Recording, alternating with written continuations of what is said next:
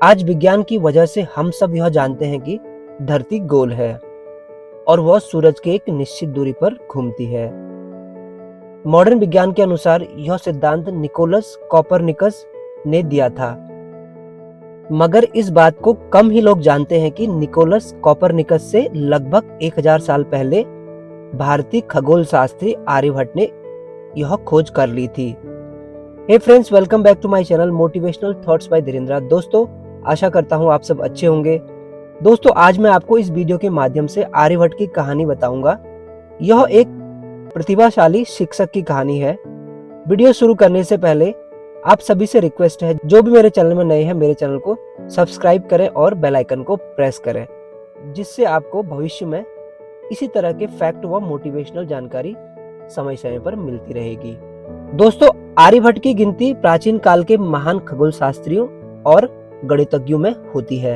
इनका जन्म 476 ईसा में हुआ था। आर्यभट्ट की गिनती प्राचीन काल के महान खगोल शास्त्री और गणितज्ञों में होती है। विज्ञान और गणित के क्षेत्र में आर्यभट्ट द्वारा किया गया कार्य वैज्ञानिकों को प्रेरित करता है। आज विज्ञान के कारण हम सब यह जानते हैं कि पृथ्वी गोल है और यह सूरज के निश्चित दूरी पर घूमती है। आधुनिक विज्ञान के अनुसार यह सिद्धांत निकोलस कॉपरनिकस ने दिया, लेकिन कम ही लोग जानते हैं कि निकोलस कॉपरनिकस से करीब 1000 साल पहले आर्यभट्ट ने यह खोज की थी। आर्यभट्ट ने कहा, मैंने अपनी बुद्धि रूपी नाव की सहायता से सच्चे ज्ञान के डूबे हुए रत्न को सच्चे और झूठे ज्ञान के समुद्र से ब्रह्मा जी के आशीर्वाद से बाहर निकाला है। दोस्तों, आर्यभट्ट के जन्म स्थान को लेकर आज भी कई विवाद हैं। एक मान्यता के अनुसार कहा जाता है कि भगवान बुद्ध के समय अश्मक देश के कुछ लोग मध्य भारत में नर्मदा नदी और गोदावरी नदी के बीच बसे थे और आर्यभट्ट का जन्म इसी स्थान पर हुआ था। आर्यभट्ट के जन्म स्थान की दूसरी मान्यता के अनुसार उनका जन्म पाटलिपुत्र के निकट कुसुमपुर में माना जाता है। आर्यभट्ट की शिक्षा के संबंध में इतिहासकारों के पास पर्याप्त जानकारी नहीं है, लेकिन एक मान्यता के अनुसार वे गुप्त साम्राज्य के अंतिम दिनों में नालंदा विश्वविद्यालय से जुड़े थे। लोग आज भी गुप्त काल को भारत के स्वर्ण युग के रूप में देखते हैं। उस समय भारत ने साहित्य, कला और विज्ञान के क्षेत्र में कई अभूतपूर्व प्रगति की। कहा जाता है कि मगध में स्थित नालंदा विश्वविद्यालय ज्ञान का एक प्रमुख और प्रसिद्ध केंद्र था। यहाँ देश विदेश से विद्यार्थी शिक्षा ग्रहण करने आते थे। नालंदा विश्वविद्यालय में खगोल विज्ञान के अध्ययन के लिए एक विशेष विभाग था। एक प्राचीन श्लोक के अनुसार आर्यभट्ट नालंदा विश्वविद्यालय के कुलपति भी थे। आर्यभट्ट का मानना था कि पृथ्वी का आकार गोल है और यह अपनी धुरी पर घूमती है और इसलिए दिन और रात होते हैं। उनके द्वारा कई अंधविश्वासों को चुनौती दी गई और उन्हें गलत साबित करने के लिए उन्होंने कई वैज्ञानिक कारण प्रस्तुत किए हैं। हिंदू मान्यता के अनुसार सूर्य या चंद्रमा को राहु नामक ग्रह द्वारा निगलने के कारण सूर्य ग्रहण या चंद्र ग्रहण होता है। आर्यभट्ट ने इस मान्यता को गलत साबित कर दिया और उन्होंने सूर्य ग्रहण और चंद्र ग्रहण का वैज्ञानिक ढंग से वर्णन किया।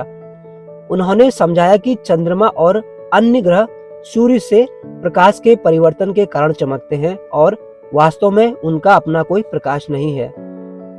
आर्यभट्ट ने यह भी स्पष्ट किया कि ग्रहण या तो पृथ्वी पर पड़ने वाली छाया है या स्वयं पृथ्वी की छाया। आर्यभट्ट ने पृथ्वी की एक परिक्रमा का सही समय निकाला था। यह अपनी धुरी पर घूमते हुए प्रतिदिन सूर्य की परिक्रमा 24 घंटे में नहीं बल्कि 23 घंटे 56 मिनट और 4.1 सेकंड में पूरा करता है। इस प्रकार हमारे पास एक वर्ष में 365 दिन 6 घंटे और 12 मिनट 30 सेकंड होते हैं। गणित में आर्यभट्ट के योगदान को नजरअंदाज नहीं किया जा सकता है, क्योंकि आर्यभट्ट ही थे जिन्होंने पाई के मूल्य का सही अनुमान लगाया था। उन्होंने त्रिभुजों और वृत्तों के क्षेत्रफल की गणना के लिए सही सूत्र भी खोजे। उन्होंने सीन्स की तालिका के निर्माण में बहुत ही महत्वपूर्ण भूमिका निभाई।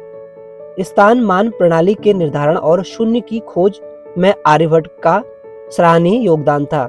वह स्थान मान प्रणाली में शून्य का उपयोग करने वाले पहले व्यक्ति थे।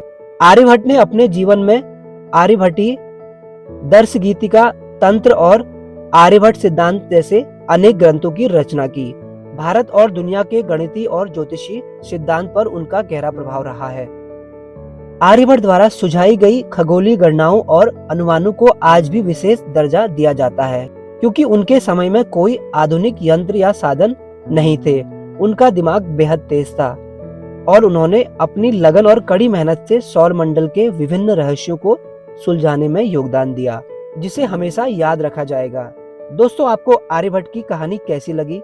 अपनी राय और जानकारी कमेंट सेक्शन पर दें। आज के लिए इतना ही। Thank you so much for watching me. See you soon.